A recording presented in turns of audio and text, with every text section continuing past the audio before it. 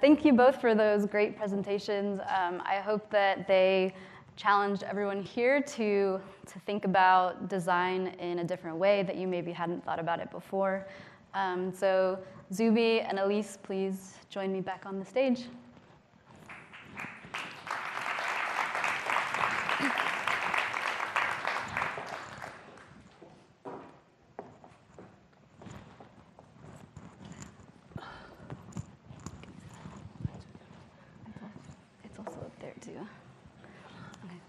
So we have just a few minutes, but I have a couple of questions for you both. So my first question is, what are one or two of the top design flaws that you see in cities every day, and how can cities work to address those flaws?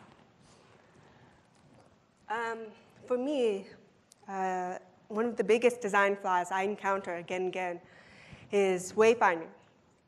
The inability to find my ways without talking to people.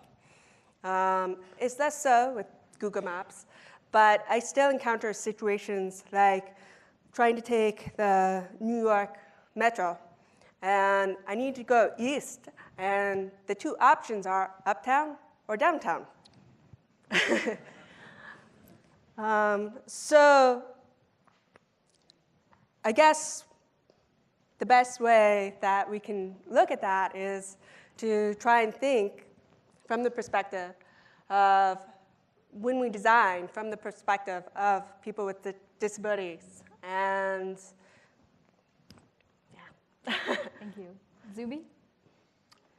I will go with sidewalks. They've been around for ages.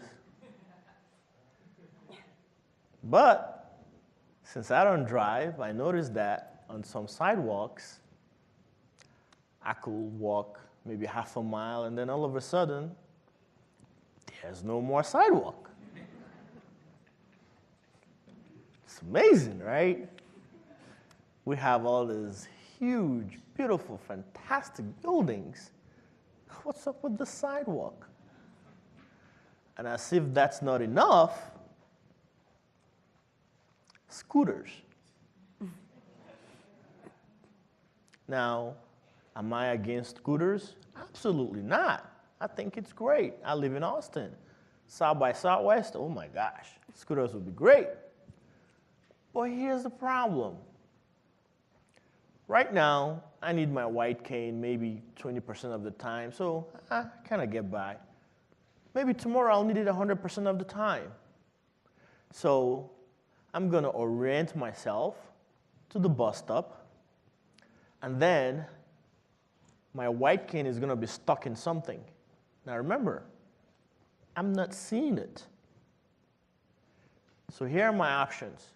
I could yank it and break it, where now I have nothing, or yank it and I lose my tip, now I have a half-functioning white cane. Neither of those options are good for me.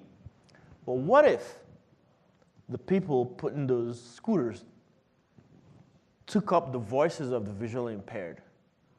We'll tell them, well, why don't you just build a nice circular patch with, a standing thing and store the scooters vertically. The users of the scooters can see well enough to go grab it, go wherever they're going, and store it back on the hanger, and leave the sidewalks for us. And we keep begging the city to extend and put the remaining missing sidewalk. So sidewalks, need some work. Yeah. So what are some of the challenges in designing for the broad spectrum of disabilities that exist?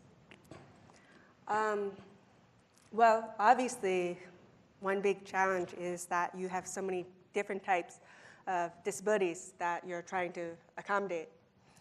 But inclusive design is about finding a variety of ways to access an experience.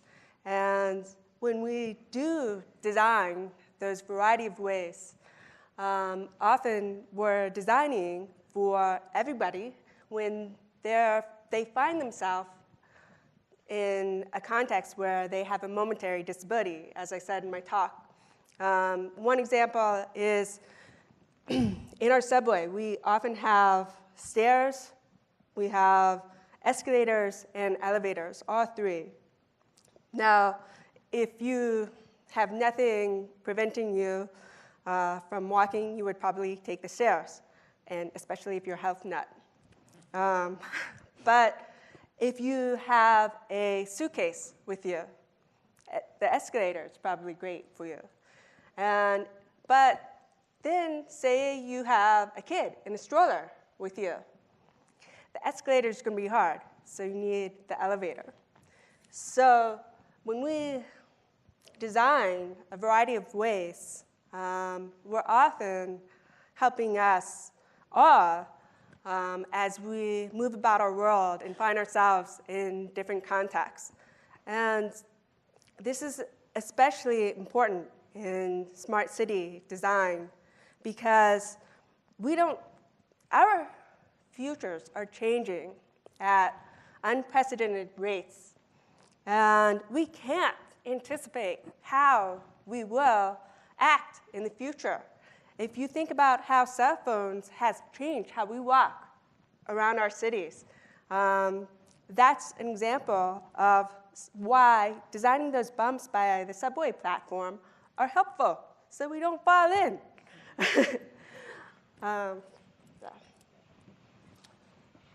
I'll go with awareness, and I'll go with data, and I'll go with inclusive input.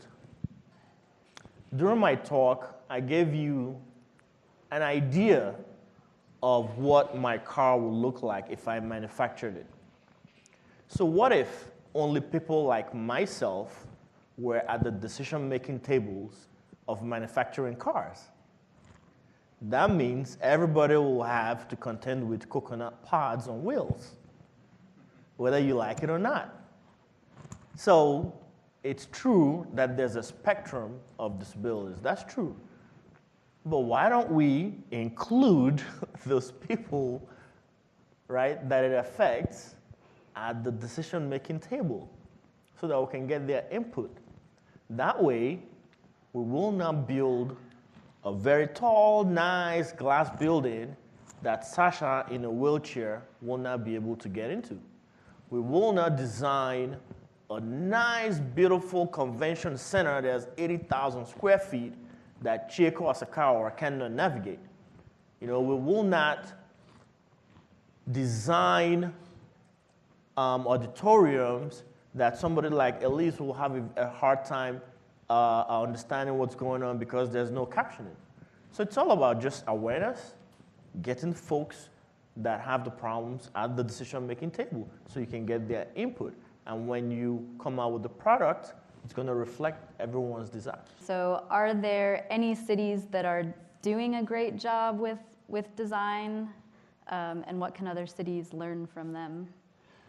I know that New York has started to undertake a redesign of their city and is very into ensuring it's inclusive. They have a great leader named Victor Calise. I'm not sure I'm pronouncing the last name right. And so they've been very active in ensuring inclusion. One example would be their Highland. It's like where they converted an old railroad track into a walking space. And it's beautiful. And they worked with people with disabilities to design that space. And I wish I had photos to show you. But it's beautiful because they saw disability as a way to challenge their thinking. They didn't see it as this annoying constraint where they ended up placing these ugly, bars or whatever. They saw it as a challenge. And often, as designers, we actually produce our best designs when we're forced to work under constraints.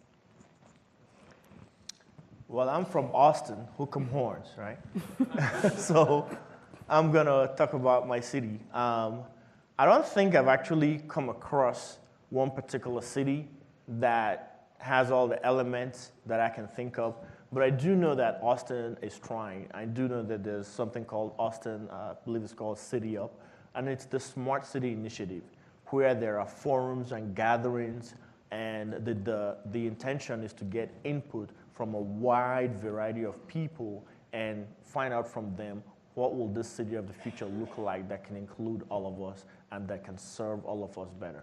So I'd say that Austin is trying because it actually has launched these initiatives and is trying to get input from everybody else. But I don't think I've come across a city that I can say it's fantastically designed and can work for everybody right now. Well, I hope at future City of the Future events that will have changed. Thank you both so much for joining us today and starting this conversation for us. We really appreciate it. Thank you.